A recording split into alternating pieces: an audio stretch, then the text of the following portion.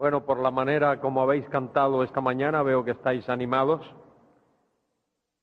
Algunos me han preguntado sobre la cuestión de la predicación expositiva y todo eso.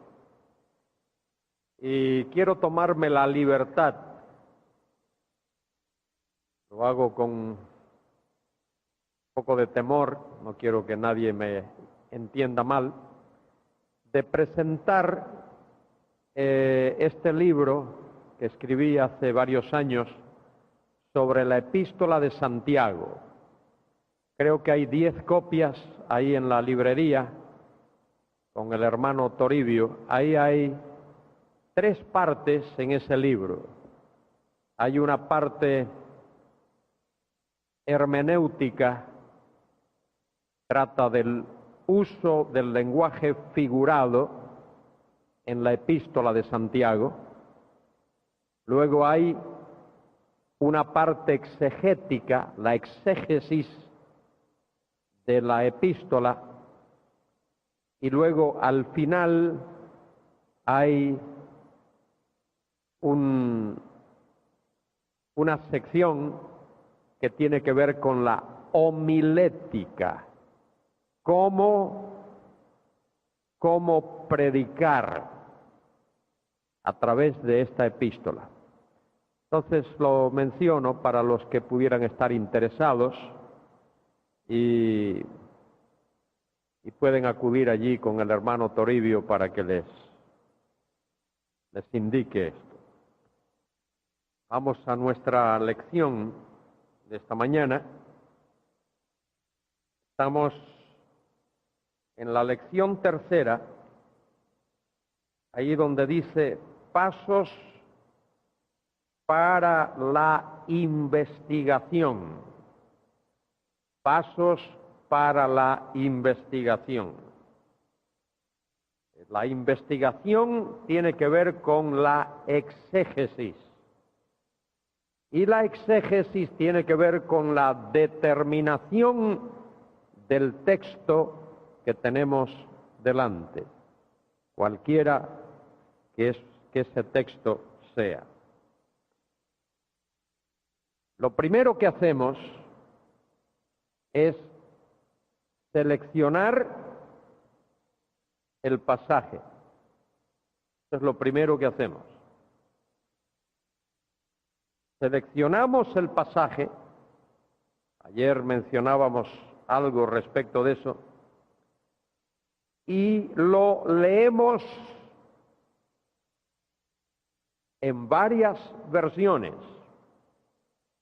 Y el que lo pueda leer en otro idioma, que lo lea en otro idioma. Francés o alemán o inglés o el idioma que sea. De manera que seleccionamos el pasaje y lo leemos en varias versiones. Y de inmediato situamos el pasaje en su contexto o en su ambiente, tanto mediato como inmediato. Hay que decir lo que eso significa de mediato e inmediato. ¿Habrá que decirlo o no es necesario? Si guardáis silencio, yo sigo, ¿eh? ¿Hay que decirlo o no hay que decirlo? Vale, muy bien. Si no hay que decirlo, no nos detenemos ahí. Situamos el pasaje en su contexto, tanto mediato como inmediato. Ya que lo hemos situado en su contexto histórico, literario, gramatical, comenzamos a analizar el pasaje. Esa sería la segunda cosa que hacemos. Comenzamos a analizar el pasaje. ¿Qué es lo opuesto de analizar? Fuerte, que se oiga. Alguien que desayunó bien esta mañana, que me diga, ¿Qué es lo opuesto de analizar? Muy bien, sintetizar. Una dama por ahí lo dijo con voz potente. Las damas también pueden hablar con voz potente muchas veces.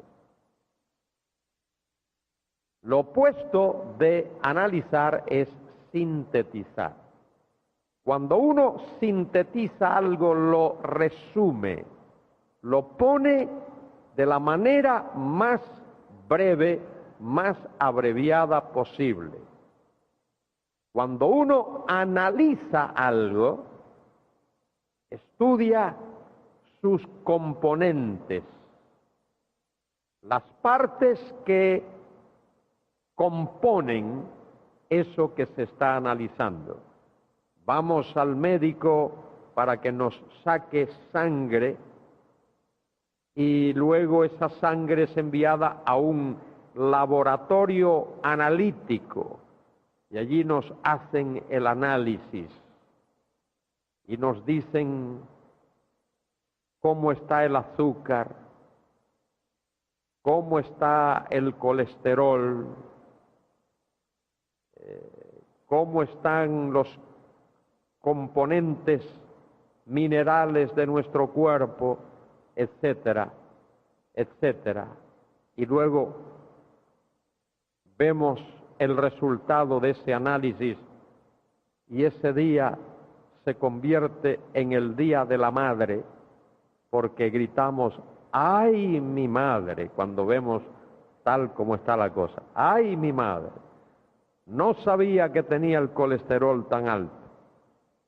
A la ruta del colesterol. No sabía que el azúcar estaba como está. Pues a comer menos almidones y menos dulces y hacer un poquito más de ejercicio. Analizar. Analice el pasaje. ¿Cómo lo hacemos? Bueno, acudimos a lo que está escrito e intentamos descubrir cuál es el sujeto. ¿Cuál es el sujeto de esa oración, de esa cláusula? Yo comienzo habitualmente, este es mi hábito, lo digo para decirlo y cada cual que lo haga como le venga mejor a sus conocimientos. Yo estoy acostumbrado a buscar el verbo principal, porque ese verbo principal me va a conducir al sujeto. Ese es el orden que yo personalmente sigo, pero algunos querrían seguir este orden, buscar el sujeto y luego encontrar el verbo principal y luego buscar los complementos. El sujeto es aquello de lo que se habla. El complemento o los complementos es lo que se dice acerca de lo que se habla. Hay libros donde eso es bastante, diría, sencillo en comparación con otros. Si uno estudia la epístola a los Hebreos, observará que el escritor de esa epístola es sumamente ordenado. Y te dice, lo principal del asunto es, eso de lo cual estoy hablando es. Y tú tienes que darle gracias, aunque no sepas quién es ese autor. Tú detente ahí y dile, autor, quien quiera que tú hayas sido, gracias. Gracias por ayudarme de esta manera. Os voy a dar un pequeño ejemplo, no me voy a detener aquí, solo un breve ejemplo para que observéis qué hay que hacer cuando uno hace un estudio así. Por ejemplo, en la epístola a los Gálatas, esto es un ejemplo de paso, no está ahí en las notas. Pero si te ayuda esto, gloria a Dios. Gálatas 2:15 dice allí, nosotros, y luego viene una coma, judíos de nacimiento y no pecadores de entre los gentiles. Eso que está entre esa coma, eso que está ahí, es como si fuese, como si fuese un paréntesis. Nosotros, judíos de nacimiento y no pecadores de los gentiles. Ahora, el pastor va a quitar el color de aquí, de judíos de nacimiento, va a dejarlo en nosotros. Y ahora lo va a poner, déjalo coloreado en nosotros. No se puede. Vale. Nosotros, entonces, para seguir el hilo tienes que venir aquí.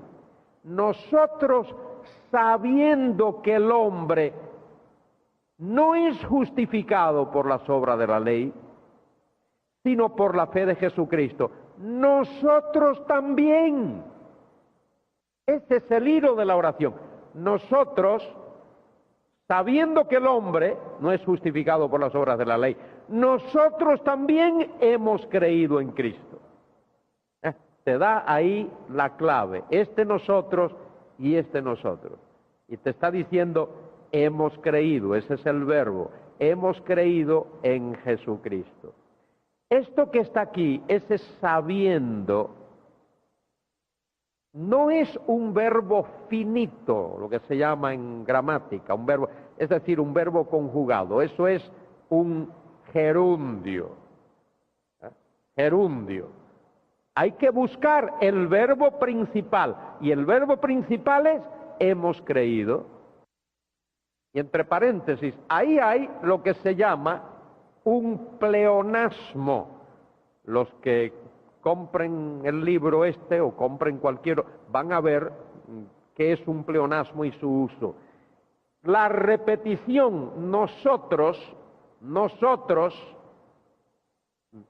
eso en castellano técnicamente no es necesario, porque el pronombre está contenido en el verbo. Hemos creído, ya se sabe que se refiere a nosotros, pero se pone por razón de énfasis.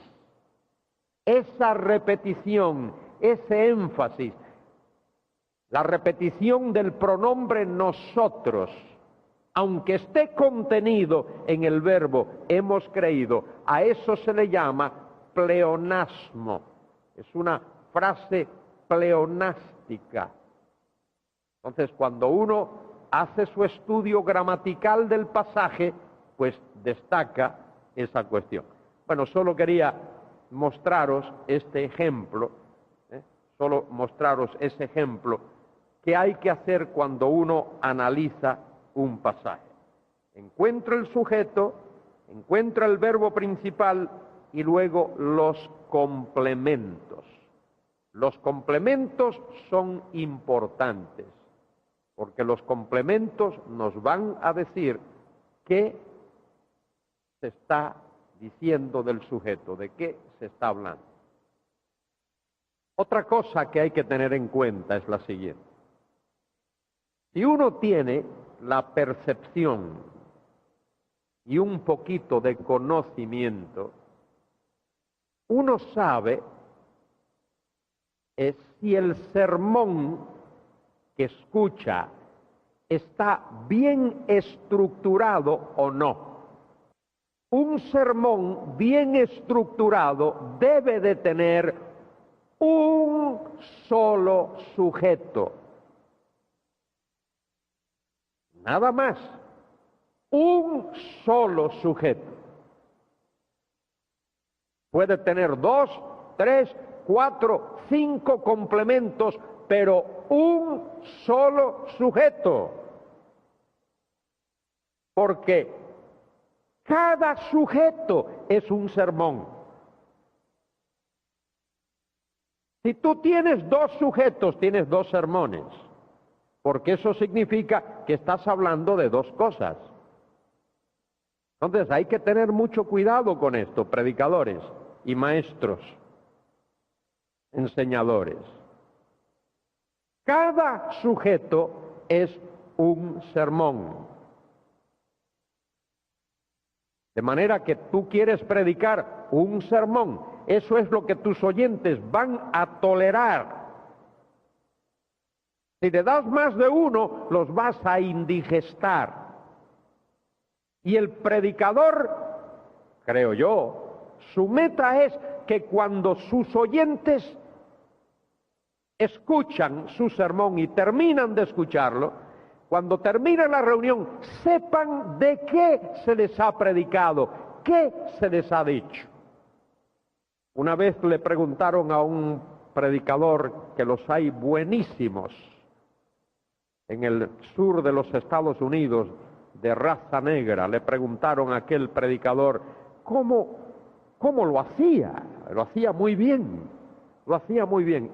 Y dijo 3 cosas. Primero, le digo a la gente lo que les voy a decir. Número 1. Le digo lo que les voy a decir. Segundo, se lo digo. Y tercero, le digo lo que les he dicho. Tremendo. Eso es lo que hay que hacer. Comienzas tu sermón y le dices a tu congregación, hermanos, esta mañana os voy a decir esto. Ese es el sujeto.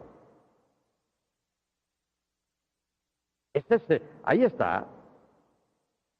Y luego se los dice, les dice eso que le dijiste que les iba a decir. El problema con muchos predicadores es que le dicen a los hermanos, a ver, vamos a buscar este pasaje, y le leen el pasaje y los hermanos están predicando, esperando que el predicador les diga ese pasaje que ha leído.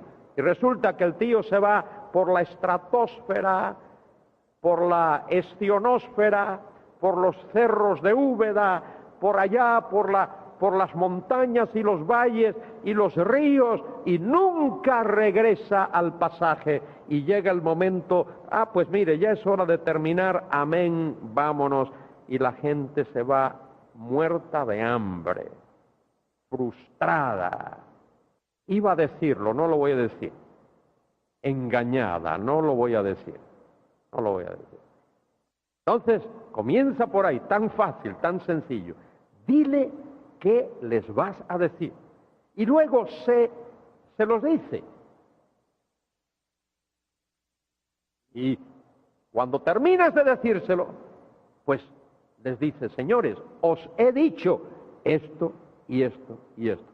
¿Qué vamos a hacer ahora? ¿Cuál será nuestra reacción? ¿Cuál va a ser nuestra actitud de ahora en adelante? Y cuando hagas eso, hermano, tu pueblo, tu gente, tu congregación, tu feligresía se va a sentir llena, satisfecha, fortalecida, instruida, exhortada, animada, dinamizada. Pruébalo, haz la prueba. No el año que viene, el domingo pasado mañana, haz la prueba. Haz la prueba. Muy bien. Seleccionamos el pasaje, analizamos el pasaje. Hacemos un análisis gramatical del pasaje. Número 3. Haga un análisis gramatical del pasaje. ¿Cómo se hace esto? Bueno, ya hablamos de términos, de géneros, de oración, hablamos. Clasifique los términos utilizados gramaticalmente. Eso es lo que yo esperaba ayer. Ayer me dieron ahí interpretaciones a derecha, izquierda, arriba y abajo, por la espalda, por la cabeza, por la nariz, por los oídos. Me dieron una paliza de interpretación. Yo no quería interpretar, yo quería observaciones. Mirar el pasaje y ver esta palabra y poner, esta palabra es un sustantivo, nada más. Esta palabra es un verbo, esta palabra es un adjetivo.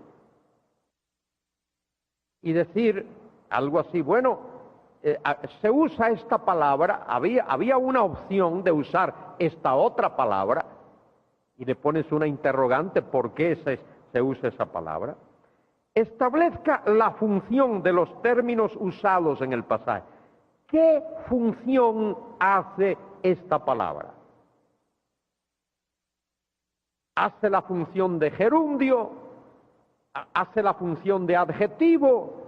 ¿Hace la función de adverbio? ¿Qué función hace? Aquí están estas preposiciones. ¿Qué función hacen esas preposiciones? ¿Es de relación? ¿Es de instrumento? ¿Es de sujeto? ¿De objeto? ¿De qué? Y luego uno clasifica el género literario a que pertenece.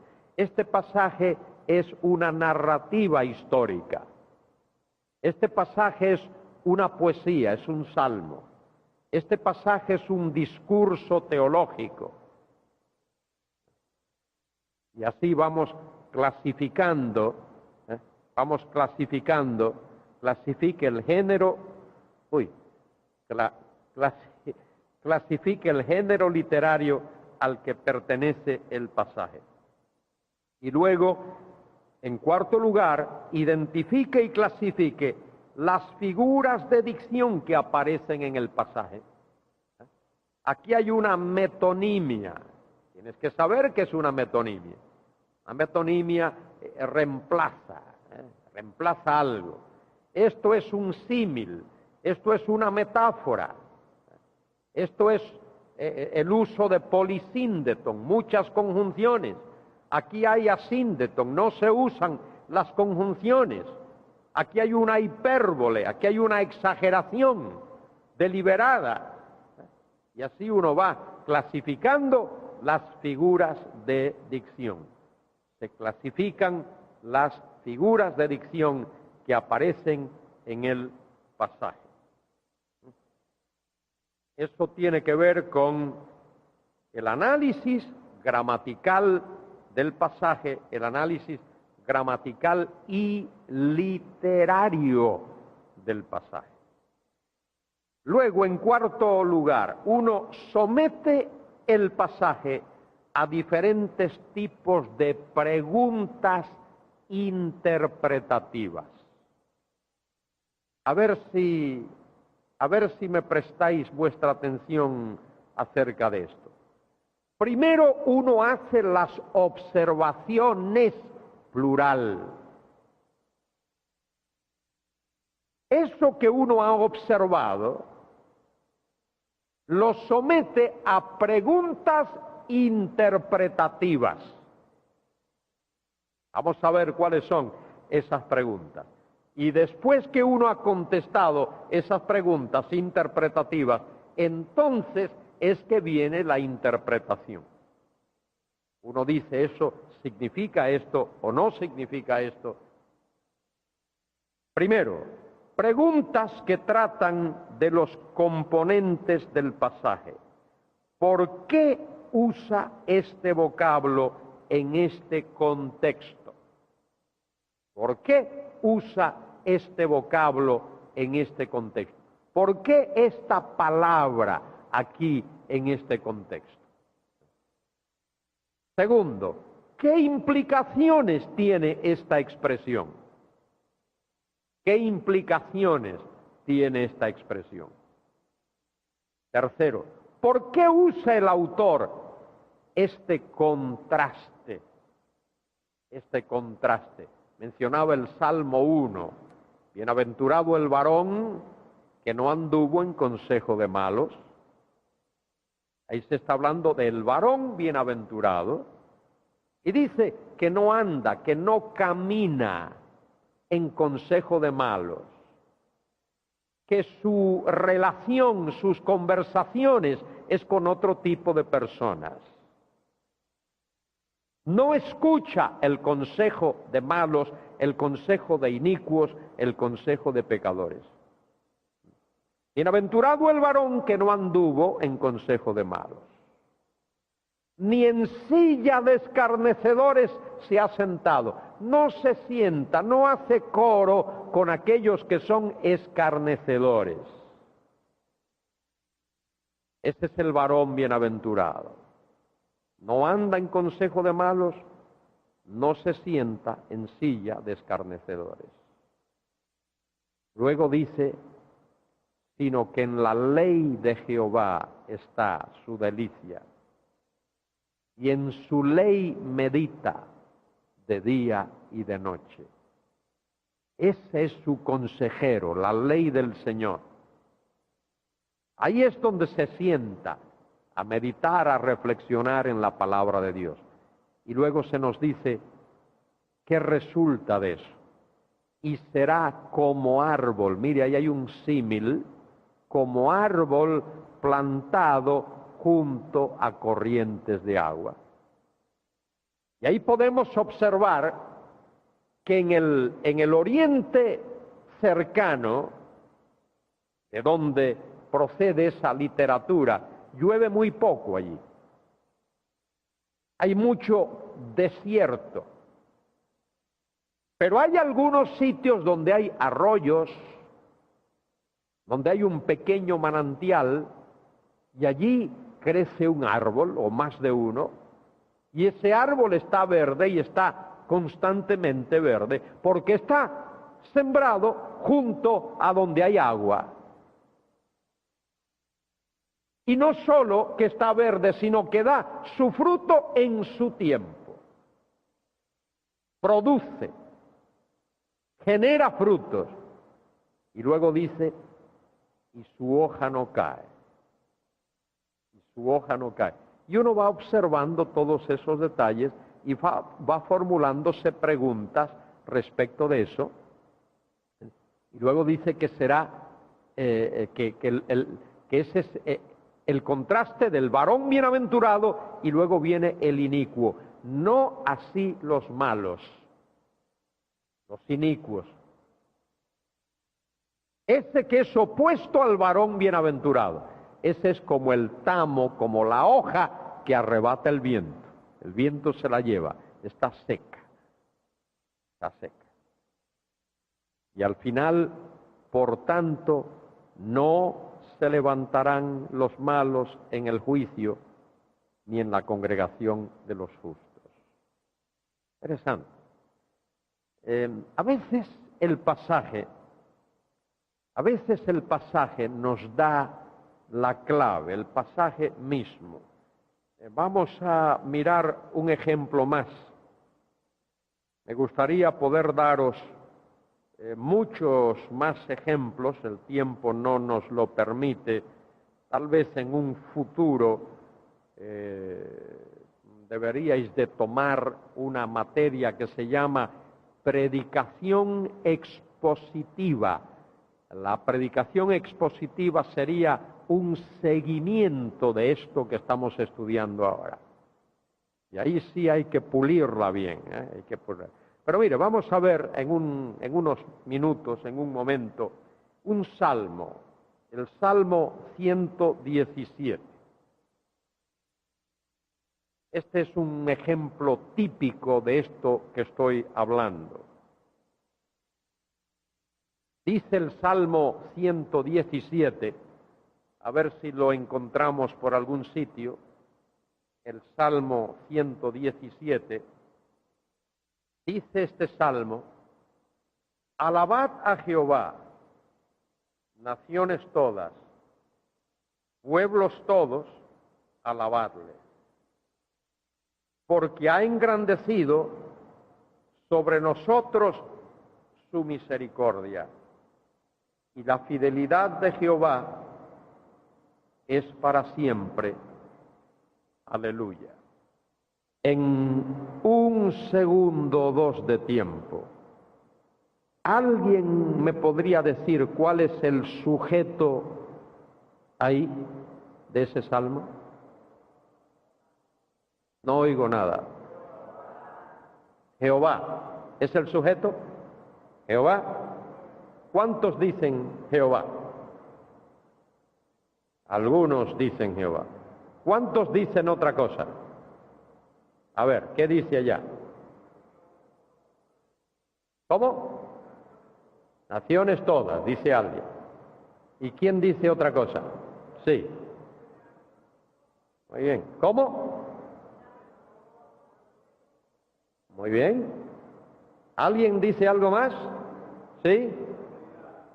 ¿Cómo? Fidelidad. Una palabra es un problemita. Ya lo dije los otros días, que cuando se trata de expresar una idea, generalmente una palabra... ¿Alguien dice otra cosa? Gracias, hermano, de todas maneras, gracias. ¿Alguien dice? Sí. No, dame un sujeto. Rápidamente, que no tenemos mucho tiempo. Dime una cosa así, rápida. A ver. Gracias. ¿Alguien más? Muy bien. ¿Cómo te llamas, hermana? Sí. ¿Cómo? Sulpicia. Oye, es la primera vez que escucho ese nombre, lo voy a escribir. A ver si una de mis hijas un día de esto tiene una hija y me da una nieta y le ponemos Sulpicia.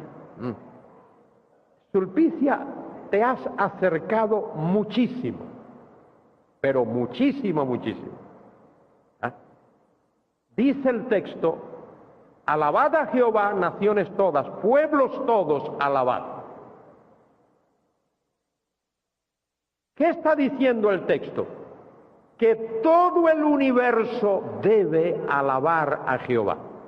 Ese es el sujeto. Lo puedes poner de otra manera.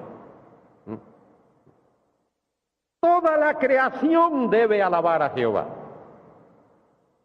Ese es el sujeto de este pequeñito salmo. Es un llamamiento universal a alabar a Jehová. Naciones todas, pueblos todos, alabadle. Ese es el sujeto. Ahora, ¿dónde está el complemento? ¿Dónde está el complemento? Oigo cositas, pero no. Bueno, vamos a ver. Mire, a ver, ahí hay dos complementos. Si uno está haciendo un bosquejo, ahí hay dos complementos. Primero, naciones todas, pueblos todos, es decir, todo el universo, todo ser viviente, alabe a Jehová.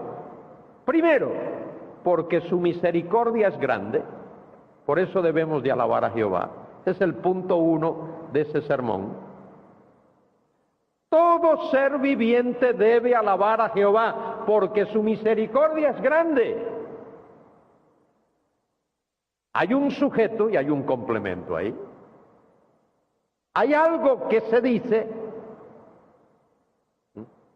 de ese sujeto, que la misericordia es grande y por eso todos deben alabar al Señor. Y el otro es tan sencillo, mire, la fidelidad de Jehová es para siempre. Punto número 2, todo ser viviente debe alabar al Señor, porque Él es eternamente fiel. Estamos hablando de una sola cosa, de esa cosa que es por qué todo ser viviente debe alabar a Jehová. Ese es el sujeto. Como dije, el sujeto de una idea siempre hay que agrandarlo. No puede ser una sola palabra, tiene que quedar claro. Todo ser viviente debe alabar a Jehová. Ese es el sujeto.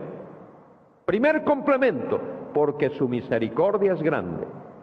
Segundo complemento, porque su fidelidad es eterna. Predícalo el domingo a tus oyentes y vas a ver que se van a acordar hasta el día que Jesucristo venga. No se les va a olvidar. ¿Por qué a la gente se les olvida los sermones que escucha? porque no se les dice de qué se trata. Y ahí todos somos culpables, yo el primero. Muy bien, vamos a continuar. Preguntas que tratan de las fases de interpretación expresado por los componentes del pasaje. Ahí entran preguntas decisivas o explicativas. ¿Qué quiere decir esto? Pero recibiréis poder. ¿Qué quiere decir eso? Recibiréis poder. Cuando haya venido sobre vosotros el Espíritu Santo. ¿Qué quiere decir eso de cuando haya venido sobre vosotros el Espíritu Santo? ¿Qué es eso de venir sobre vosotros? Y me seréis testigos. ¿Qué es eso de serles testigos? ¿Testigos de qué? En Jerusalén. ¿Por qué Jerusalén? En primer término. En toda Judea. ¿Por qué toda Judea después? En Samaria. ¿Por qué Samaria? Y hasta lo último de la tierra. ¿Qué es eso de hasta lo último de la tierra? Esas preguntas hay que hacerlas. Preguntas racionales. ¿Por qué se dice esto y por qué se dice esto aquí? Cuando uno estudia ese texto, Hechos 1:8, ve que la palabra poder ahí es la palabra dinamis. No dinamita, La dinamita explota y mata. Y no se trata de eso, no mates a nadie. No es poder explosivo. Dinamis no significa poder explosivo. Mira que escucho a predicadores decir eso. Ahí es dinamis, dinamita. ¿A qué estarán dinamitando? En el ejército en España y te coge por terrorista. Dinamitando, no. Es poder generador. Ahí escucho el ruido de un generador. Algo que está generando poder. Dinamisis es poder que genera poder. Dinamis, poder que genera poder. Y luego preguntas implicativas. ¿Qué implica esto? ¿Qué implica eso de me seréis testigos? ¿Qué implica eso?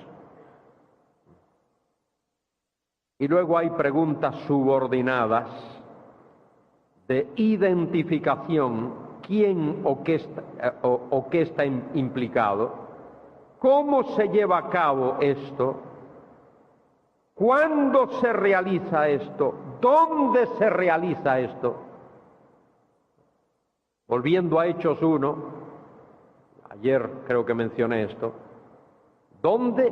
Bueno, el Señor está en el Monte de los Olivos. ¿Cuándo? Justo antes de ascender al cielo. ¿Quiénes están allí? Sus apóstoles, sus discípulos, aquellos a quienes Él designó como apóstoles, entre paréntesis, solo de paso. Apóstoles fueron aquellos que vieron al Señor con sus propios ojos. Pleonasmo. Lo vieron con sus propios ojos, no podían verlo de otra manera. Estuvieron con el Señor desde el bautismo de Juan hasta el día cuando el Señor ascendió. Esos fueron los apóstoles del Señor. Todos esos que andan por ahí diciendo que son apóstoles, si lo son falsos. ¿Hay apóstoles hoy? Sí, falsos. ¿Hay profetas hoy? Sí, falsos. Reales no hay ninguno. Se acabó. El Señor lo terminó. Una nota aquí. Las diferentes categorías de preguntas las diferentes categorías puede y Los muchos casos deben cambiarse cuando el pasaje estudiado lo requiere. Se puede cambiar las preguntas y las categorías cuando es necesario. Un breve resumen aquí, resumen y conclusión de esta sección. La labor de investigación, ahí está, en la pantalla. La labor de investigación en el estudio de un pasaje se llama exégesis. ¿Qué es exégesis? ¿Qué es exégesis? Exégesis es el estudio a través del cual determinamos el texto. Exégesis es, literalmente, sacar fuera, poner a la luz, hacer evidente. Y uno no puede predicar un buen sermón, uno no puede predicar un sermón si no ha hecho un buen trabajo exegético. Puedes dar un discursito ahí más o menos, pero predicar un sermón si no hay trabajo exegético, en mi opinión, no se puede. Muy bien, eso se llama exégesis. Exégesis es una ciencia y un arte. Como ciencia tiene que ver con la aplicación correcta y objetiva de los principios de hermenéutica. Hermenéutica tiene que ver con interpretación. Como arte, la exégesis o investigación tiene que practicarse. Solo la práctica constante hará que el estudiante sea un buen exégeta. Aquí nos faltó un acentito. Un buen exégeta. Al final de esa página que tenéis ahí delante, ¿veis que hay un cuadrito? ¿Alguien ve el cuadrito ese o no? Está ahí, dice observaciones, plural, preguntas interpretativas, estas de las que he hablado, y luego interpretación. Ahí está el cuadrito. Observaciones, plural, muchas observaciones. Preguntas interpretativas, muchas preguntas. Interpretación, singular, una sola interpretación. Cada pasaje de la Biblia tiene una sola interpretación, una sola. Que uno tenga la correcta, eso es otra cosa. Pero todo pasaje tiene que tener una sola interpretación. Si no fuese así, eso pondría en entredicho el propósito de las Escrituras. Dios quiere que el creyente, el Hijo de Dios, del Antiguo Testamento, del Nuevo Testamento, nosotros ahora, que entendamos con absoluta claridad lo que Él nos dice. Dios no quiere ambigüedades. Por eso es que la hermenéutica es una ciencia que tiene que seguir leyes, normas de gramática. Un verbo es un verbo, un sustantivo es un sustantivo, un adverbio es un adverbio. Si ese verbo está en el modo indicativo, pues eso es, y si está en el modo subjuntivo, eso es. Importante que entendamos eso. Ahí lo dejamos ahora y tomamos nuestro descanso.